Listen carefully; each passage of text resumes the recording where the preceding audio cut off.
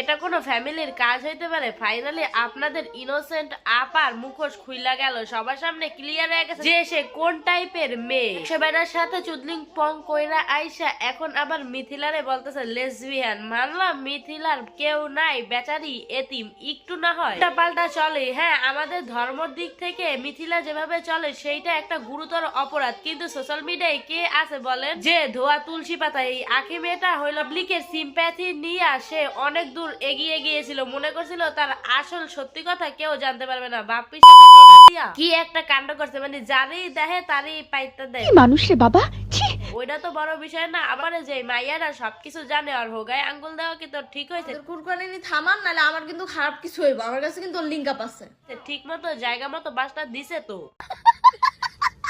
যারা আপনাদের এই ফেভারিট আপুর নাম্বার চান তারা আমার কাছ থেকে এর নাম্বারটি পাইবেন। দেখেন এর নাম্বার মিথিলা কইরা দিছে পাবলিক। এই মাইয়াটার মা নাই, বাপ নাই, কেউ নাই এই পৃথিবীর বুকে। তোরাই তো অরে সোশ্যাল মিডিয়ায় আনছস, চাইলে আর আইডিটা কি তোর খাইয়া দেওয়া ঠিক হয়েছে? এই আখি মেয়েটা যদি সোশ্যাল মিডিয়া থেকে পয়সা না ইনকাম করতো না, আজকে যেই ভাই ভাবিরা অরে মাথায় তুলে নিয়ে নাচতেছে তারাই ঠিক জুতার নিচে রাইখা মুছতো। আর এই আখি মেয়েটা কোন লেভেলের ফাটরা, আর মাইয়ার সামনে লেলা দিবে মজনুকে শশা এই গানে মেয়েরে নিয়ে বয়ফ্রেন্ডে নিয়ে নাচতেছে। মেয়েও তো ভবিষ্যতে তার হলে বয়ফ্রেন্ড নিয়ে মার সামনে নাচবে, মার কাছ থেকে মেয়েটা কি শিখবে? এখন কিছু পাবলিক আবার বলতেছে এই কারণেই তো আর ডিভোর্স হয়েছে, এই কারণেই তো রাজা অরে ছাইরা দিচ্ছে। রাজাও কিন্তু অনেকটা ধোয়া তুলসী পাতা না, রাজা নিজের বউরে নিয়ে যে নেশা করে, তাহলে ভাবেন ও কতটা ভালো। দেখলাম রাজা বলতেছে এই কাপল ব্লগার যারা চাড়াচাড়ি করে ভাইরাল হয় তারা আবার আমাদের নিয়ে কথা বলে। এই চাড়াচাড়ি ব্লগারদের সাথেই তো তোমরা বাবা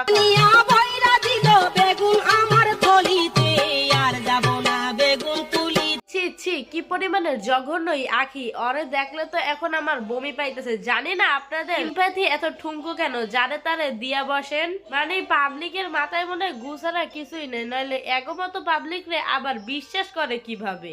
আমার ভুল হয়েছে, ক্ষমা করে দেন।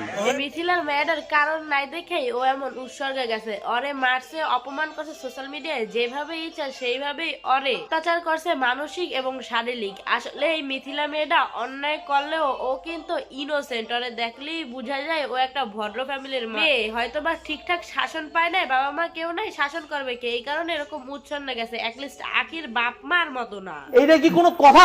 মা মেয়ে পুতের বউ সবাই একসাথে বসে নেশা করে, সেই ফ্যামিলি আর কত ভালো হইতে পারে বুঝছেন আপনারা?